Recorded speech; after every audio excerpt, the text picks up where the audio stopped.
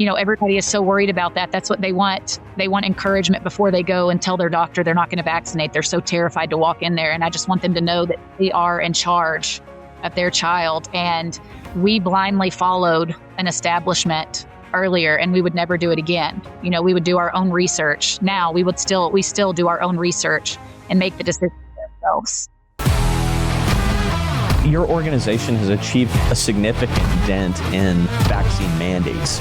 We didn't do the science. We didn't do the clinical trials. We didn't do the post-safety. But one thing we know it's rare. Hello, and thank you for joining us. I am Carrie Bigford, Outreach Director with Texans for Vaccine Choice, and this is an episode of Shot Callers. Today, we are welcoming the Heller family onto our show. They recently have completed their VICP journey, and so now I'm going to introduce Jenna, Heath, and Hayes Heller. Thank you so much for joining us today. Hi, thank you for having us. Hi. Thank you for having us. Absolutely. So tell me about Hayes. This is Hayes. I just wanted to introduce him first. He is a pretty unhappy guy. So we're probably going to have to put him back in his chair and back in his room to watch TV. We just want everybody to see him first. So he's 13 and a half. And this is him pretty much all the time. So you say hi? Okay. We'll put him back in his chair if that's okay then, so he can go watch TV. No, that's totally fine. I'm glad that we got to meet Hayes. Right. So 13 and a half. Yes. So he was Is he your only child? No, we have two more. Okay. So he was born full term. Everything was great in July of 2012. And we started trying to have another kid in October of 2014, the same month that he got his 15-month vaccinations. And so we got pregnant with our second child the same month that his vaccine injury happened. Wow. That sounds like a lot. So that was a little over 12 years ago. Did you recognize immediately what had happened, or did it take a little while for you to recognize? I can start back at the beginning. So whenever he was a newborn, you go and get the newborn panel done. And it came back with elevated liver enzymes, which at the time they send you for testing. I'm sure they still do, but they send you for genetic testing. So we went to Cook Children's and did genetic testing, and they were testing for this rare disorder called the VLCAD. So they told us, we're going to take a skin biopsy, and we need you to wake him up every 2 hours because he could die if he doesn't eat every 2 hours. He could go into this fasting mode. So we did that for 2 months. They lost the biopsy. We redid the biopsy. Did it for 2 more months, came back, and they said, no, he was negative for that. Sometimes babies just have elevated liver enzymes at birth, and we never know why. It's fine. He's fine. Mm-hmm. So that was our first. We thought nothing of it after that, after they said that just happens sometimes. And so fast forward to a year later, exactly, because it took that long to get all the biopsy results back. So a year later at 15 months, he got 4 shots. So he got the flu, Hib, all your normal ones plus the flu vaccine basically at the 15-month mark. He had to get the DTaP a week later because they didn't have it in the mail. So we went back a week later. By that weekend, he ran a really high fever just for one day. He slept all day. I remember that was Halloween day. That was Halloween weekend. So he slept all weekend and started dragging one leg. And so that's when the decline happened. So here was Hayes at about 12 months old, playing in his granddad's yard. I like his hat. Thank you. So this is when he was normal. This was probably 2 to 3 months before the vaccine, just to give you an idea of what he looks like. So he started dragging the leg first, and then we thought maybe he was just got hurt, he fell or something. And so by Monday morning, he woke up and he couldn't sit up anymore. So we took him right into the pediatrician. She rushed us to the geneticist the next day at Cook's. On Tuesday, we went in and we started genetic testing. And by Thursday, we were at the ER because then he couldn't crawl or do anything by that point. So the decline happened that quickly. Really fast. Yes. I would say it started at his feet, obviously, and moved up. And within a month, he was no longer able to feed himself or move his arms or anything else. So oh my gosh. So by 16 months, he was a quadriplegic. And so we started the genetic testing. That must have been terrifying for you guys. It was. We got we had an amazing doctor at the time, a neurologist, that was reassigned quickly after. But in that first couple months, he would stay up all night doing research. He would come into our hospital room. He would call our house at 7 o'clock, 9 o'clock at night, telling us, we have these lab results. We're thinking this. We did spinal taps. We contacted a doctor in France that immediately started doing research on him. They were going to all these meetings, but we didn't have any idea it was vaccine for that first month. We were doing all the testing and ruling everything out that they wanted to rule out. We did heavy metal testing, but they did not chelate him first, so not much showed up. He came back high for thallium, which they told us that they have to turn you into CPS for because parents use it to poison their children, but thallium was in the vaccines, they later told us. And so it was all those things at first, just constant testing, going to the doctor all the time in the hospital. He had his first surgery a month after injury. They tried a spinal surgery, hoping that it was just a tethered cord, something that was going to release. We still had no idea what it was. They tried him on trial medications that were making him. So just to remind people, like a tethered cord is when your spinal cord is kind of impinged upon and it's causing neurological challenges, right? Which can be mobility, which can be neurological, which can be verbal, like all the things affecting the brainstem. Yes. Right. And so they were hoping, especially since his feet quit working first and his legs, they were hoping that would just release everything. The other thing that the doctor thought it could have been was dopamine something disorder. I forgot. And it is dopamine deficiency. I think so. Yes. Cause they put him on dopamine and he said this will either help him right away or it'll make him throw up nonstop. Yeah. And it made him throw up nonstop. Yeah. So we did the genetic testing right away. Within a month, we did everything. Everything came back normal. My family members started researching because that's all they could do. And so it's actually Heath's sister, Angela, is the one that first brought it up to us. And it was within a month probably of the injury. And we started looking back, and on the Hep B pamphlet, elevated liver enzymes is one of the side effects. So that's when we first started looking at it, because we were like, since birth, now he has shown symptoms that we didn't know were listed on there. And we started bringing it up to the doctor. And is it possible that you did not know because nobody told you any of the possible risks before vaccinating? Correct. Yeah.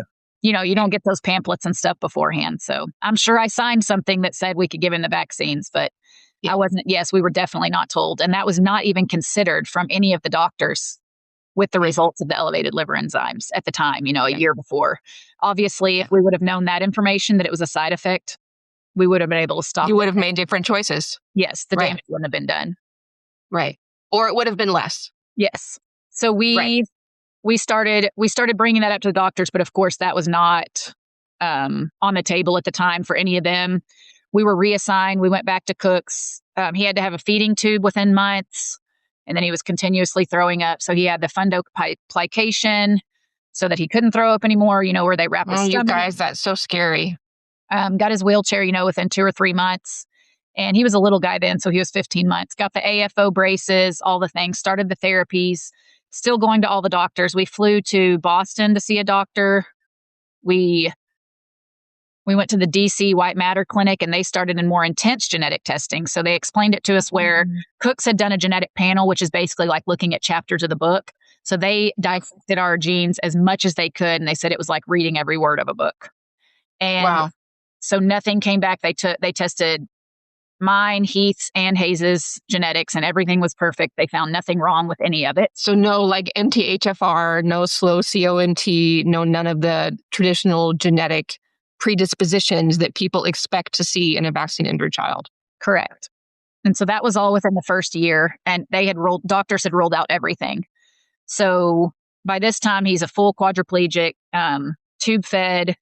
Within a year, we started going to Panama for stem cell treatments. We went to Tijuana. All self-funded, right? Did your insurance help pay for that, or did you have to pay for that yourself? All self-funded. Yeah. Thank God for a community that helped us and did fundraisers. We went to Tijuana. Yeah. The doctor out of France he has followed him this whole time, still trying to find genes or anything, correlations or anything, So I would say we felt that it was a vaccine injury after we started researching that. We felt that it was a vaccine injury within the first 6 months. and we talked to therapists and doctors, and they all agreed that it didn't look like it was a genetic disorder that was progressive because it was such a severe onset, within 1 week, and then he just stalled out. There was no more damage done. And they could find nothing. So the only lab they found even off on him, they did obviously all the labs. And since they happened to do spinal fluid tap, they found that his interferonopathy and tetrahydrobiopterin, which are both basically trash picker uppers. If you have a lot of those in your system, it's saying that your cells You've are been dying. poisoned. Yes. Right. And so those were the labs. The geneticist said the labs just told her that they quit measuring them. They were so high. They were higher than they had ever seen. But on most kids, the only reason they even did those labs, the spinal tap, was because this doctor was so amazing, was trying for these zebras. They used to make fun of him in a field of horses kind of thing. And so I don't think a lot of kids that go in with injuries would test for anything because they wouldn't do these spinal taps unless they were looking for something else. So they told us at that point that it is either HIV or AGS, which is Aicardi-Gutierrez syndrome. And they said those are the only two things in all of medical, in the medical establishment and research that has that high of interferonopathies, those levels. And so they ruled him out of they ruled HIV out quickly, and he didn't have any of the other markers for AGS. So and that is a very small community. They told us up in the north in the Amish community or something that has AGS. And so he had no other markers. We had no genetic markers for that. Nothing else matched. But that is kind of what they hung on. They just told us it was an autoimmune response to vaccines, possibly. But they still were looking for an underlying genetic disorder that the vaccines had awakened, is what the doctors told us in the first. So they couldn't believe that the vaccines by themselves caused the injury. Correct. And so we went in probably 4 months after, and we were reassigned. That neurologist was fired, and we were reassigned the head of the department at Cook's. And so he followed us the rest of the time. And it took him 4 years. I remember the doctor's visit we went in, that he finally believed it was a vaccine injury, because after about 3 years, Hayes came out of a fog. So he used to cry, I would say 75 to 90% of the time. Yeah, at least. And so the first 3 years, that's all he did was cry. And now they say they think he had a massive migraine. That's not stressful at all. No, not at all, especially with a newborn. And of course, they were really angry that we were pregnant again because they thought it was a genetic disorder. We got pregnant before we knew of the injury. Those things. It's your fault. Obviously, it's your fault. Yes. So that was a really stressful time. We literally spent the first 3 years trial treatment after trial treatment, medications, natural, Western, German treatments. Like I said, we went to Panama 3 times, Tijuana. So we spent the first 3 years just in survival mode, trying to reverse it. And after about 3 to 4 years, he came out of a little bit of a fog. So he was a little bit more clear-minded. You could tell in his eyes he was more clear. He stopped crying a little bit. I would say it went down to probably 60 to 75% of the time.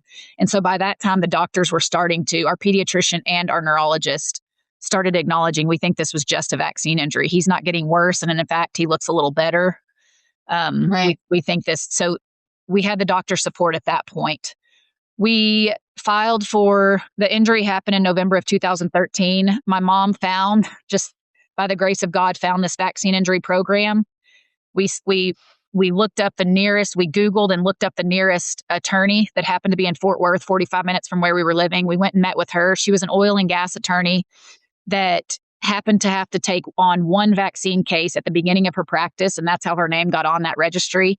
She had a 2-year-old son at the time. So our story really resonated with her. And so she took us on as a charity case back in February of 2014 and started working with us. She has yet to be paid. So we are now 12 years in exactly to the month, and she has yet to be paid anything. And wow. And I know you know the way the vaccine injury program works. We sign documentation. It's funded by the pharmaceutical companies, but it's a government program. And so we sign that we will not sue the pharmaceutical companies if we apply for this program. That's the route we chose, just based on advice given from other people. And based on legal availability. Because if you had wanted to sue the pharmaceutical companies, are you legally allowed to do that? Back then, they just told us if we did, they would be so well protected we could not, and we could end up dead. And so they just, everyone we talked to that knew anything about it, which was very slim back then, honestly, but they told us this was the only route to go to get any kind of aid at all. It actually is the only legal route that vaccine injured people have is the VICP court. You are not able to sue the manufacturers at all to seek liability, punitive damages, pain and suffering damages. All you have as a vaccine injured person in the United States since 1986 is the VICP court. Okay. Yeah. So we applied for that and we were reassigned a special master. I think that's when we went and met with her. So she didn't file until I think 2015, gathered all the information and everything. Okay. So you were right at your 3-year limit. Yeah, well, 2013 to 15. So yeah, 2 years. Okay. Oh yeah, 2 years. I was thinking when he was born in 2012, but you're right. The injury was 2013. Yes. I think she filed within a year and a half. But yes, the 3-year limit we knew of. That's why I say by the grace of God, we found it. My mom found it within that 2 years.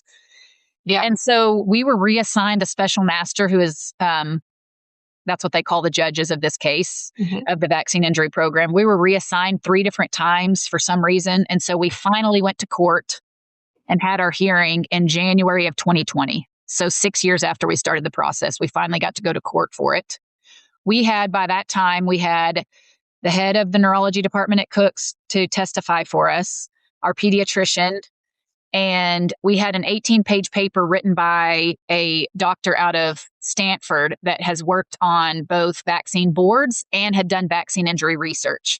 So he wrote an 18-page paper really breaking down the science of exactly how the vaccines affected Hayes's body, exactly what it did. So that's what we went to court with. And so we proved all the loving prongs, they call it. And over a year later, in 2021, I believe, we were denied with not very much excuse, not very much reason. We appealed, even though we were told nobody ever wins an appeal in the vaccine court.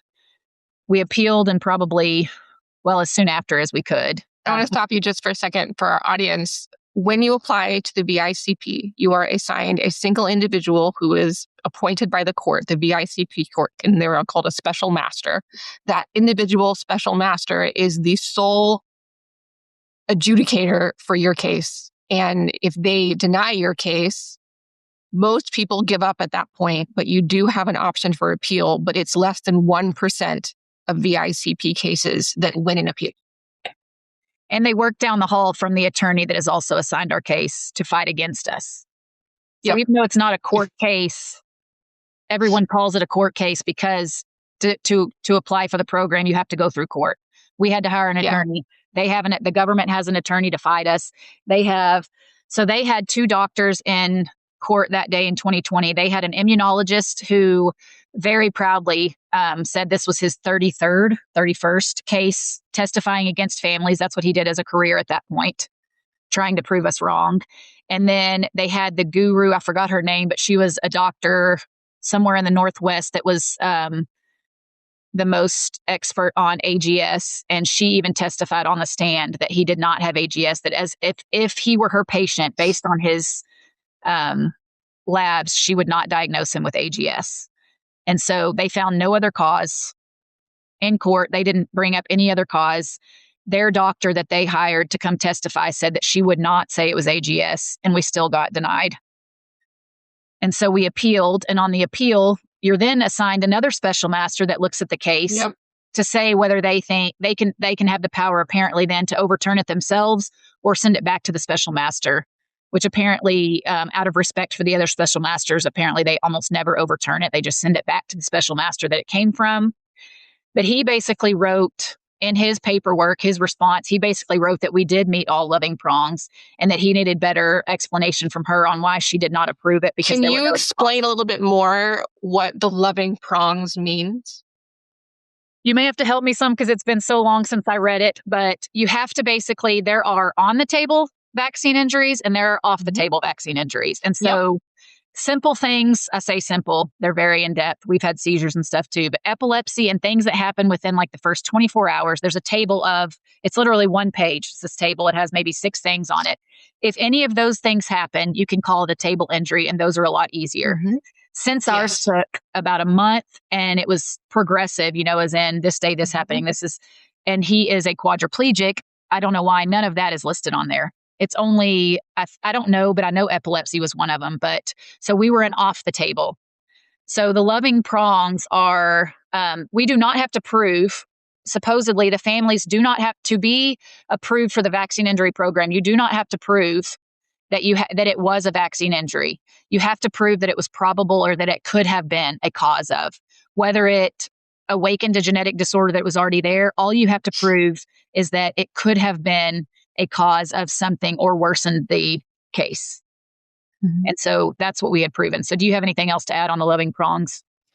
Yeah, well, with the tabled and the non-tabled. So back in 1986, when NCBIA, which is the liability shielding that gives the vaccine manufacturers and administrators complete protection legally and financially from any harms caused by their products, there was a very robust list of hundreds and hundreds of what's called tabled injuries, which are supposed to allow parents and injured individuals to have a faster process through the VICP, through a known acceptance that these are, recognized vaccine injury outcomes.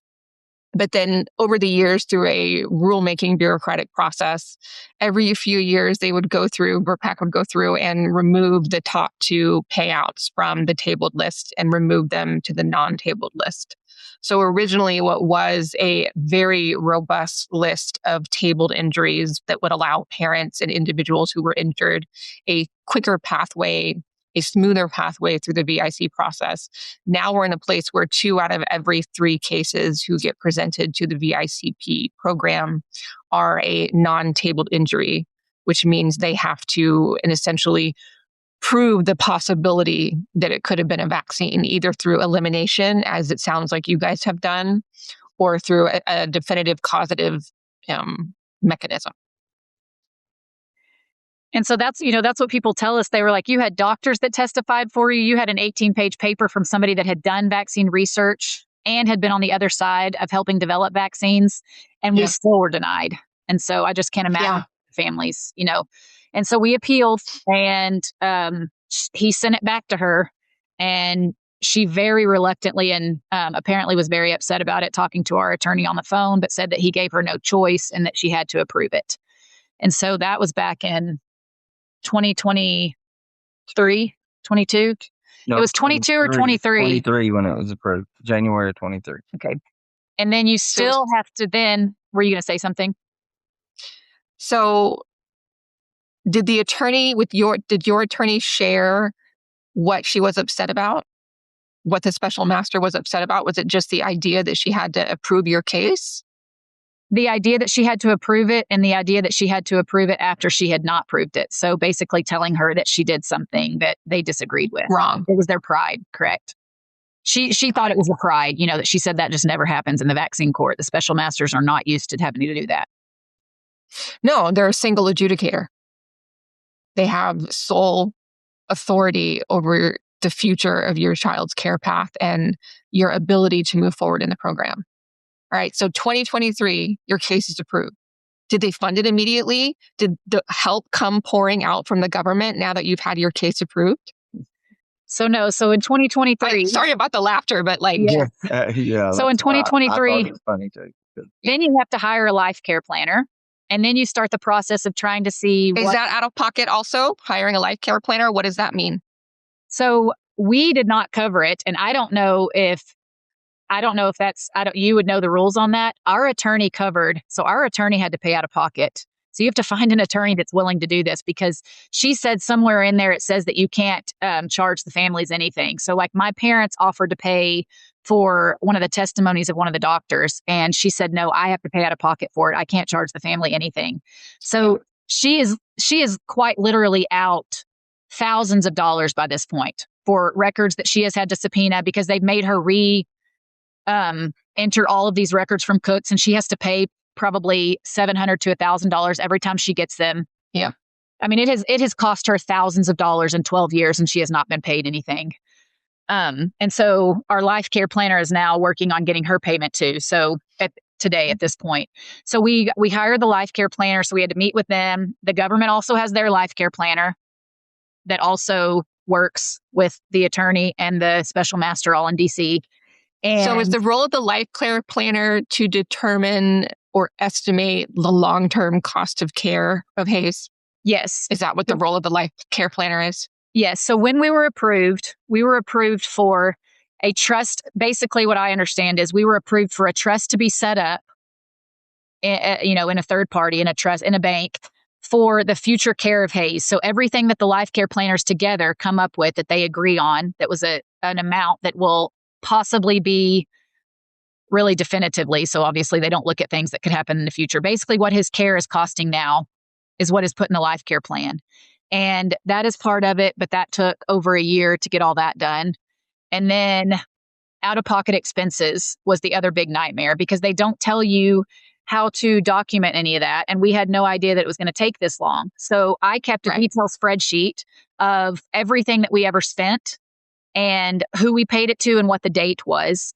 And because, so many things are done electronically and things like that. And so I kept that, and it matched all medical records. So every time we traveled for all of these treatments, the flights, the food, we bought an RV because Hayes in hotels can't travel well. Correct. Yeah.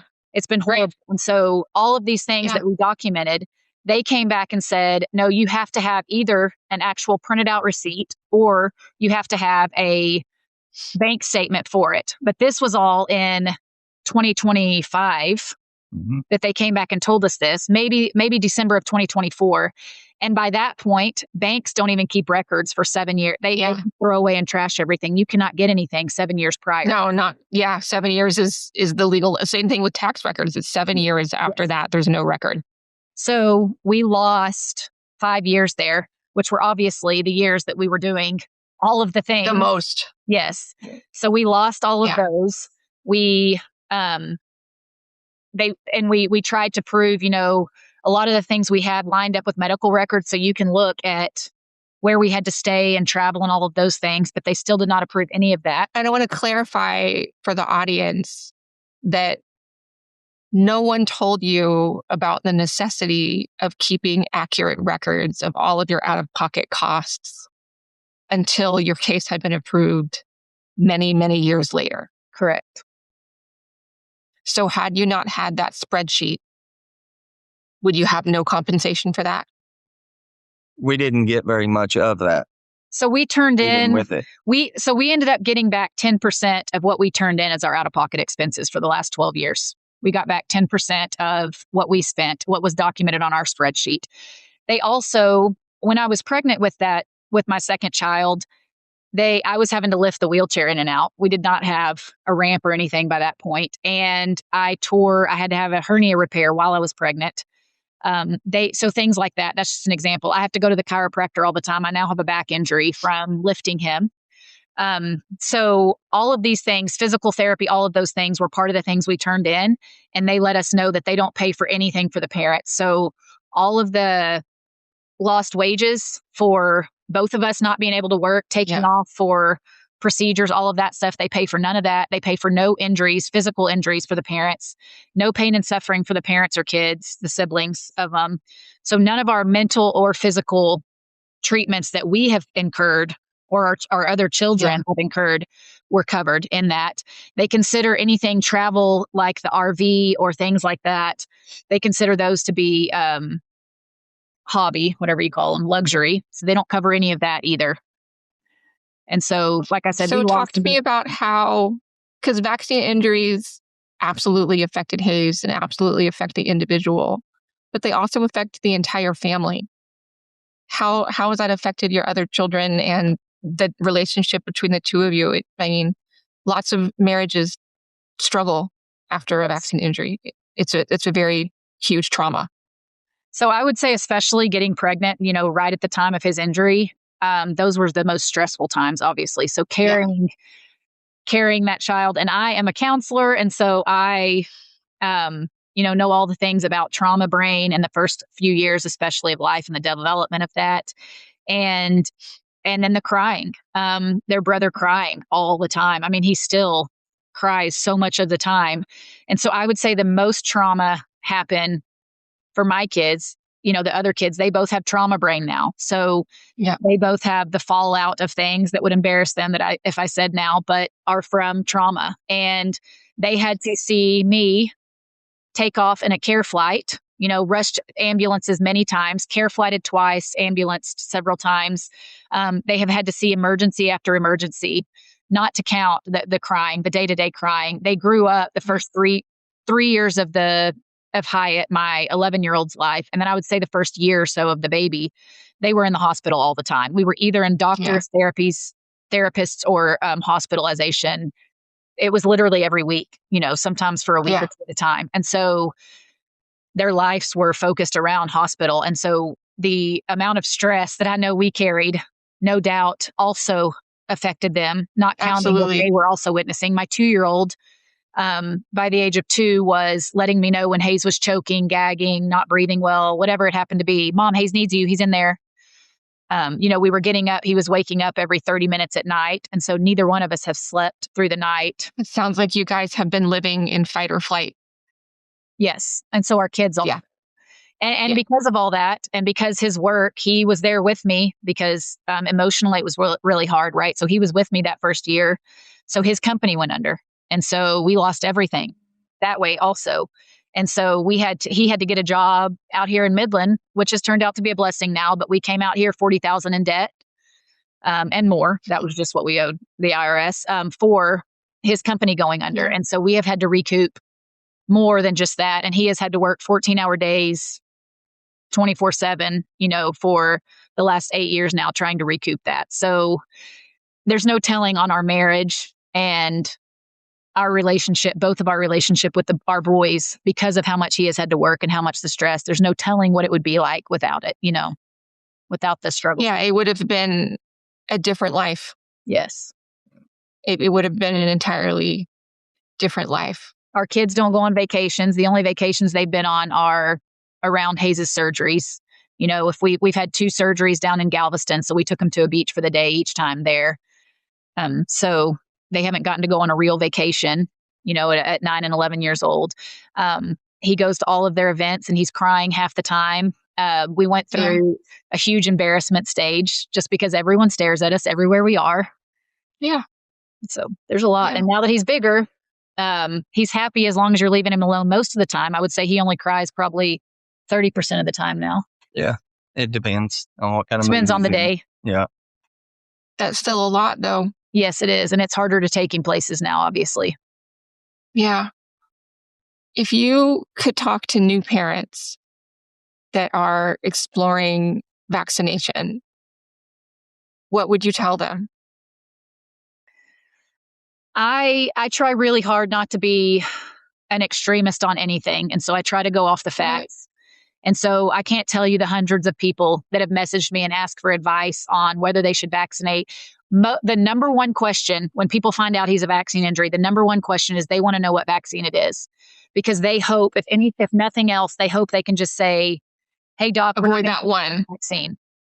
The problem is, but do we give one vaccine at a time in the United States? Correct. No. And the problem is I have done a ton of research working with other doctors, trying to figure out their theories on why he was vaccinated. What is the reason so that we can tell other people? That's what our neurologist told us back when he finally believed it was a vaccine injury. He said, "My hope is that science will someday find a test they can do and we can know which ones to test and which ones not to test." Every theory I have found on why he is injured is there's one theory that if the mom has thyroid issues in utero, that the baby's immune system possibly doesn't develop accurately. So it can either be underactive or overactive. And so that is one theory, that possibly Hayes' immune system is overreactive.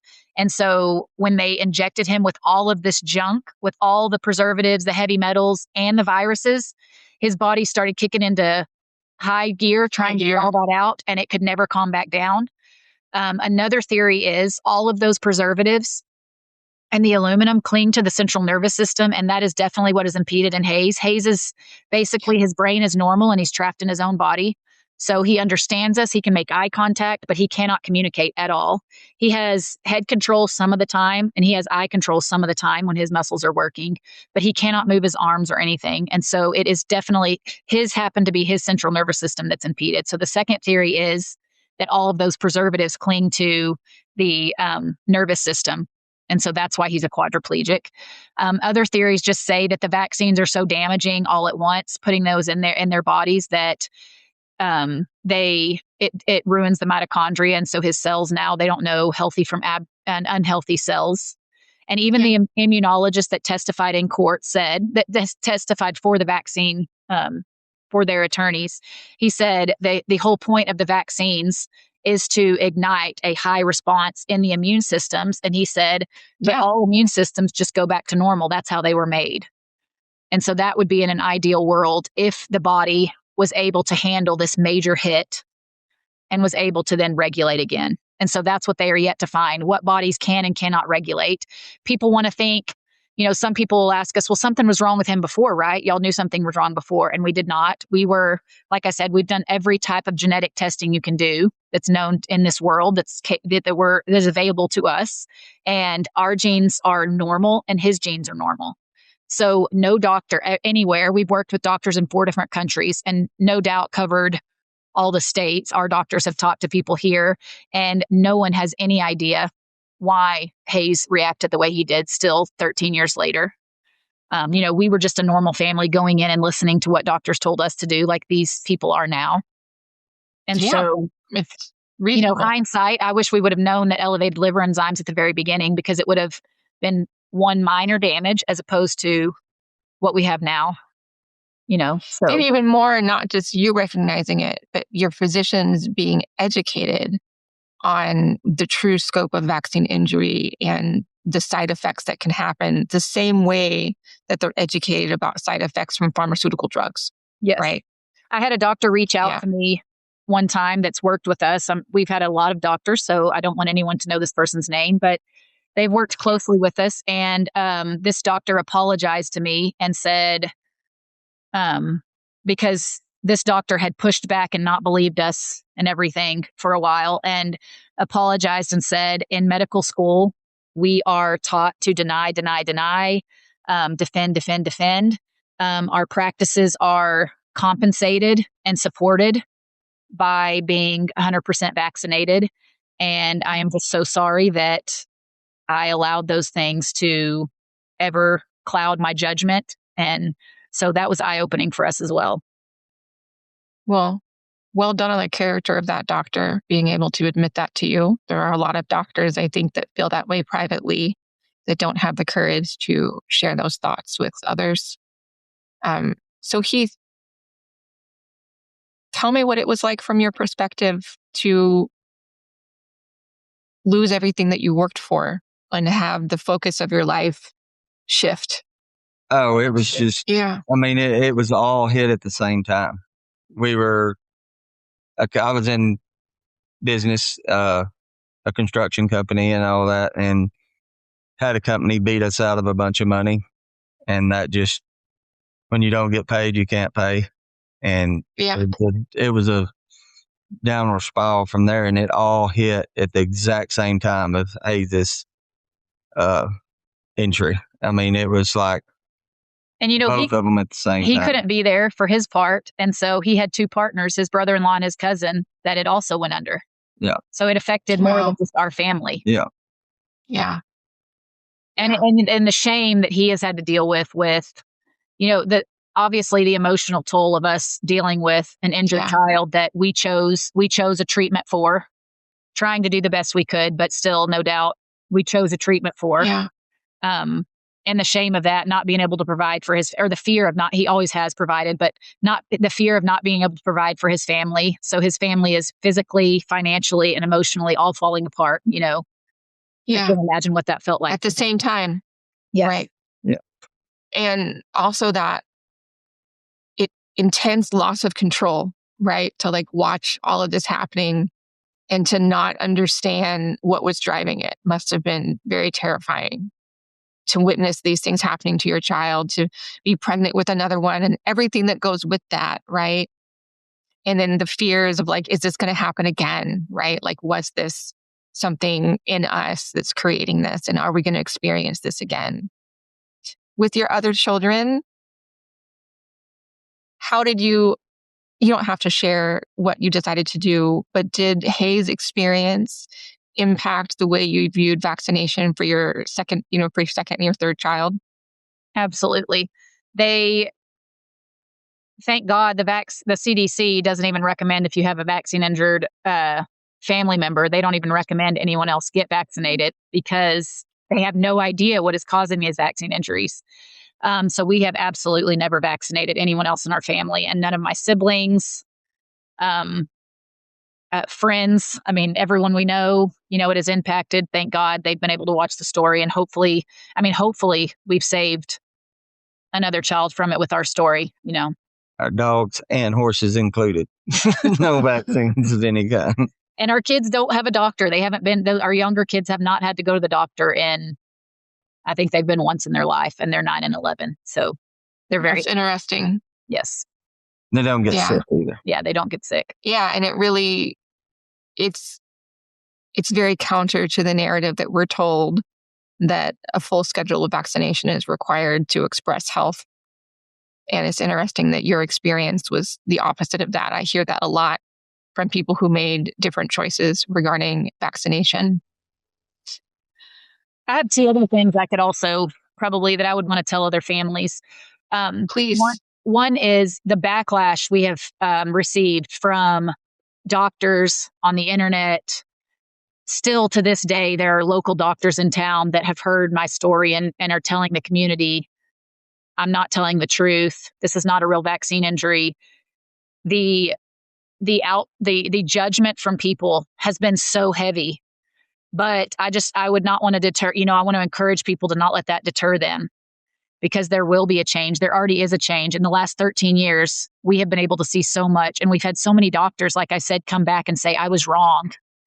So many people, that shamed us before that now see a different way. And so, everybody is so worried about that. That's what they want. They want encouragement before they go and tell their doctor they're not going to vaccinate. They're so terrified to walk in there. And I just want them to know that they are in charge of their child. And we blindly followed an establishment earlier, and we would never do it again. We would do our own research. Now we still do our own research and make the decision. Absolutely. Ourselves. Yeah. I mean, you own all the risk. As a parent, you own all the legal and financial risk, and your child owns all the physical risk. As an individual, you own all 3. And as you discovered the hard way, when something goes sideways, and it does sometimes, just like with all other pharmaceutical or medical interventions, human biochemistry is exceptionally complex. We don't understand a lot of the mechanisms that we're experiencing as outcomes. And it's hard to be a zebra in the medical community. And we are in a different world now. We've gone down a rabbit hole, and we know so many other families that don't vaccinate. We know other vaccine injured families, and these unvaccinated children, everybody's so worried, but they are very, very healthy, extremely healthy. Yes. And then the emotional and mental part, it has taken it has taken us on a journey, right? A lot of depth. Did we bring this on ourselves? Have we done something wrong to cause this? And just giving yourselves grace as parents, for those other vaccine injured parents. Right. I just think giving yourself grace. Yeah, because you didn't know what you didn't know before you knew it. Yes. And there has been multi-generational pressure to comply. And there has been I don't know if you're aware of this, but actual federal laws have been passed and amended twice to make them worse for you, to restrict your ability as a vaccine recipient of even being made aware of the potential risk in being a vaccine recipient. I mean, that's still shocking to me, even though I've known it for years. And I think about all of the parents and all of the individuals who are wondering, who are then gaslit by their medical provider and told, that vaccine injury is a myth or that it can't possibly happen. And they discover it the hard road, as your family did, that there was no other cause. And I don't think people realize the terror with all the hot topics nowadays, like the COVID vaccine and the mandates. We had to make alternative plans to possibly leave the country, right? Because, that could affect our family in a way that we would never, we would die before we allowed another vaccine for our child. Yeah. Because no means no. Yes. Right. And so it's, I don't think people realize people are able to out of sight, out of mind. And if they don't know vaccine injury, it's easy to say that it didn't exist, and it's easy to support all these mandates and everything. And they don't see the people. And it's easy to think it's 1 in a million, right? Yes. We hear that. I hear that a lot. It's rare, but it's not, though. It's not even acknowledged. Like, you guys had all of the evidence you presented, and you were denied. Like, you were denied. And we were those parents that thought it was rare. We didn't believe in it either. Yeah. Our child was perfectly normal. We were healthy. Yeah. We could have been one of those that it was a crapshoot. And so that's what I look at now. It's their precious child. It's not 1 in a million. Your child's health and life is not 1 in a million. It's everything. And not just your child's life, your lives, because your entire family and your whole future moving forward is going to be different now than had he not been injured, or had that injury been caught when it was an elevated liver enzyme and not a catastrophic central nervous system depression. Yes. Yeah. Yeah.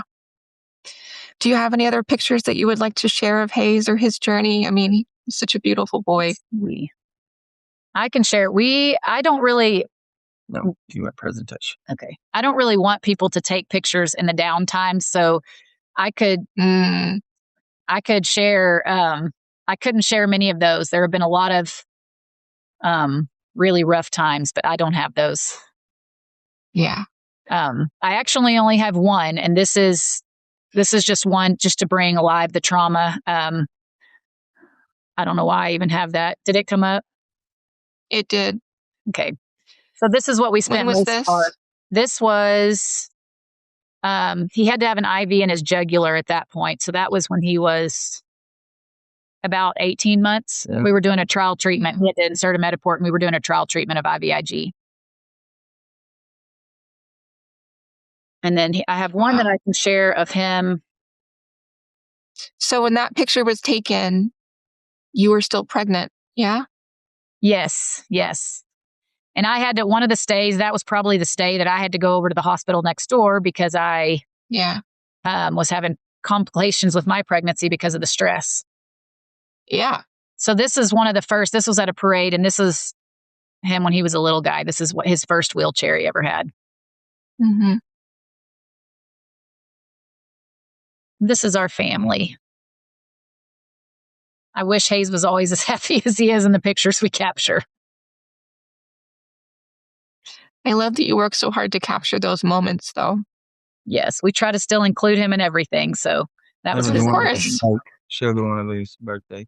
Oh, he wants to his smash cake when he was his first birthday. He wanted me to show that. Those are always fun pictures. Yeah. So that was at his first year birthday. Oh. Those were the last professional pictures we had done before his injury. And you can see how normal he is right there. Yeah. I can see that. Yeah. Yeah. How does it feel when you guys look at the pictures before he was injured? Well, right now when I'm talking to you, I am in total professional mode. So very different from how it feels in the middle of the night or oftentimes when I'm thinking about it myself. It's not even a feeling, obviously, that I can describe. It's the most gut-wrenching. No, it's a somatic body felt experience. Yeah. Yeah. It could consume you if you let it. So on that note, how have you guys stayed focused and stayed together and kept your mindset so positive on getting help for Hayes, getting acknowledgement for his injury? Because many, many people, they give up. And I personally am of the opinion that the VICP is designed to be that way. I've talked to numerous people who've gone through it. All of them describe it as extremely adversarial, and how emotionally draining and mentally exhausting it is to stay in that program. How'd you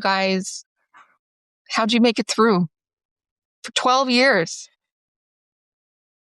Honestly, there was a point after we were rejected the first time, it was denied. Jenna was on the give up part. She was just, and I was like, no. I've never gone through anything harder besides the whole caring injury for my itself. child's vaccine injury. That program was hellacious. The whole experience was brutal. Yes. And it has taken a toll. I mean, I think we both used to carry a lot more joy and lighthearted. Well, not more joy, more happiness. We used to be a lot more positive, but by the grace of God, I mean, we both have a very strong faith, and God is absolutely the only thing that has kept us moving forward and choosing joy every single day. No doubt. Yeah. Yeah. I mean, we would not, it's literal. I can't even explain to you how tolling and taxing it's been, this whole experience. I don't know. Sometimes I look back and I mean, it's miraculous. Right? Definitely not injury friendly. No. That's one of the things that when I've talked to people, because just like you, I have a strong policy. I do not tell people what to do with their bodies. It's not my decision to make for them. But I do try and press upon them that the system is not for you, that there is no way to know ahead of time if you're going to be one of the ones who are injured, that getting diagnosed as a vaccine injured person is, one, very difficult to actually get someone to acknowledge, and two, a pretty much guaranteed way to be ignored once you do get that acknowledgement. Yes. And how our community has kept us going too. You know, I mean, people have to be surrounded because there have been times, like you said, I've wanted to give up. It's just fighting for something for 12 years is just not, our bodies were not made for that. No. So 12 years of fighting, all of that experience, and you got 10%. And we actually just got funded last week. So it took a full 12 years. We still are not fully, we closed the case in October. We were funded last week, 2 weeks ago. Yeah.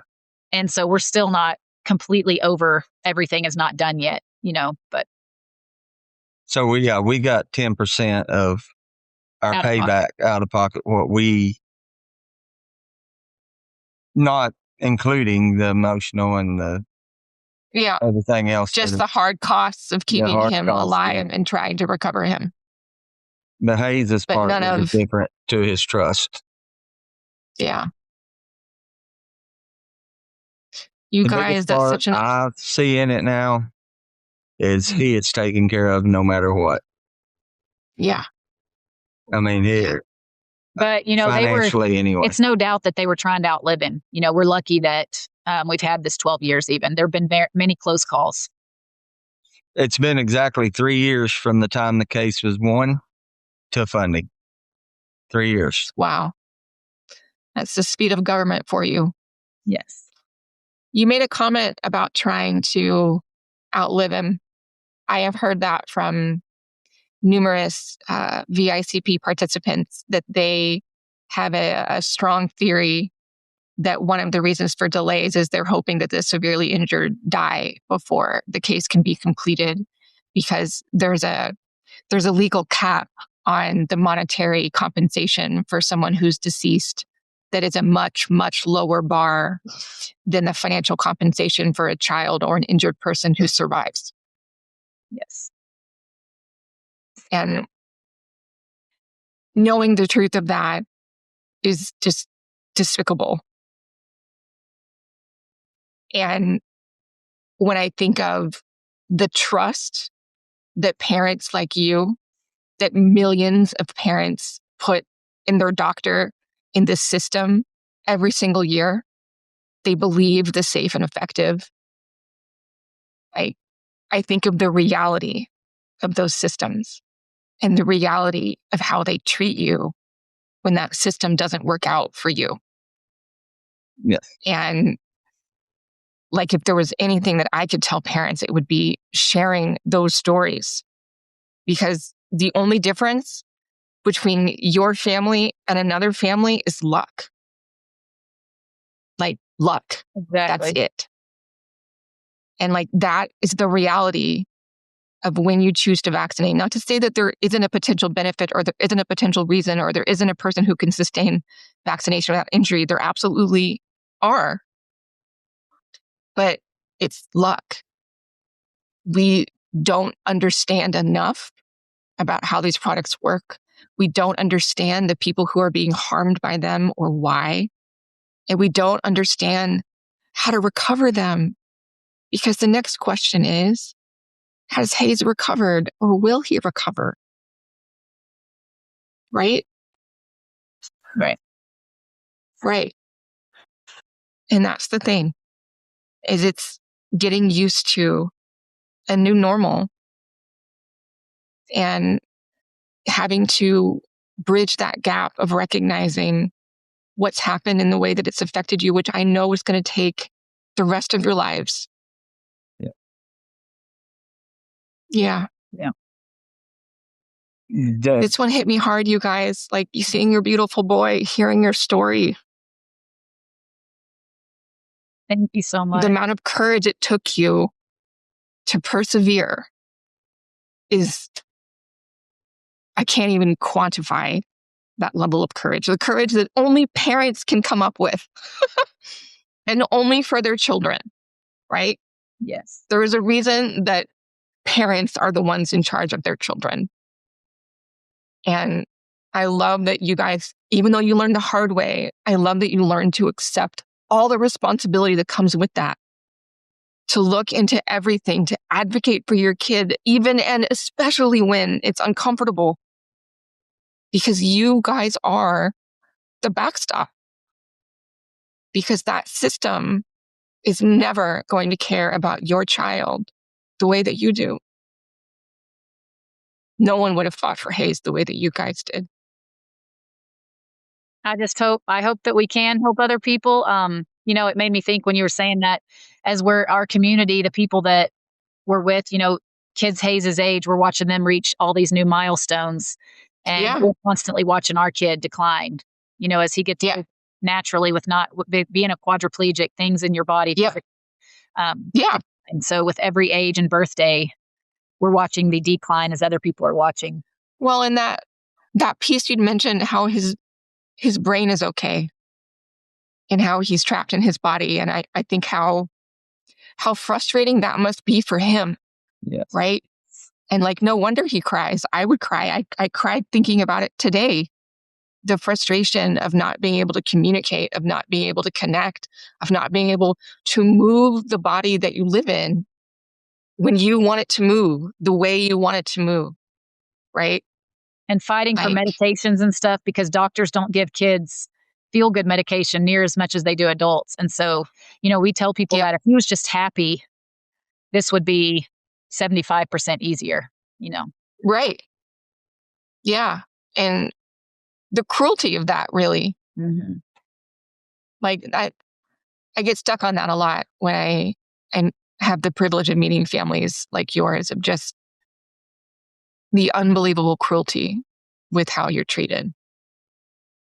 And I wish more people knew that, right? Because everybody sees the slick marketing, safe and effective, got to do it for grandma, got to do it for the society, community, whoever.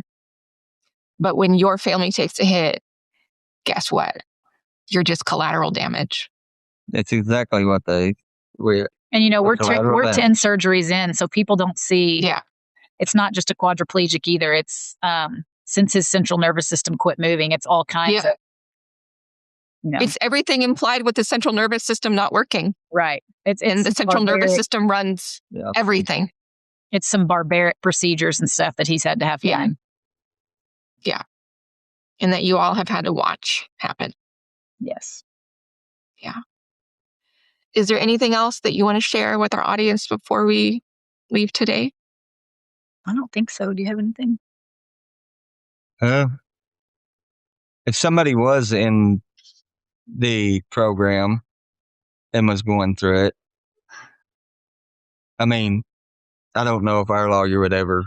She will not ever again. But not ever again. But maybe people could reach out to us if they need anything. To her, because there's a lot of stuff that, for example, the life planner said, this is all you're going to get for this. And she was like, no, it's not. Yeah. And she ended up correct. But we were blessed with a great life care planner, just some great people along the way that, maybe we could help others too. So. Yeah, I know traditionally the VICP offers a list of approved attorneys that VICP claimants can select from if they can't find a pro bono lawyer who will take their case outside. But my understanding from talking with people who've used those attorneys is that they are not near as invested as it sounds like your attorney was in your case. So what a tremendous blessing that person was brought into your life and was willing to walk this road with you at no small personal expense. Yes. Yeah. She was one of the approved, right? We talked about it earlier. Yeah. Yeah. You have to apply to be on there. Yeah. Yeah. Yeah. And if you aren't on the approved list, I don't think the VICP will allow you to present to the court. Like, they have very strict rules, and individuals can't present expert witnesses without having an attorney either. So they require you to have that intermediary. Yes. Yeah. Well, this has been a very heavy episode, but a very important episode because it highlights the heart of our mission at TFVC, which is to advance and protect informed consent that these parents were never given. And everything that happened because that informed consent was never given. And because of the lack of education in the medical system at being able to recognize injuries early on, and the reluctance that they face to admit injuries, even staring them in the face with no other possible cause. This was the story of the Heller family, Heath, Jenna, and Hayes. I thank them so much for their willingness to share. Feel free to reach out to info@Texans for Vaccine Choice if this story touched you, or if you are moving through the VICP and need some assistance. The Heller family has graciously offered assistance, but Texans for Vaccine Choice can also offer assistance. You do not and should not have to walk that road alone. So if that's your story, please reach out. As the Hellers so articulately stated, having community makes all the difference between surviving and not surviving a VICP story. I am Carrie Bigford. This has been another episode of Shot Callers, and I look forward to seeing you next time. Thank you.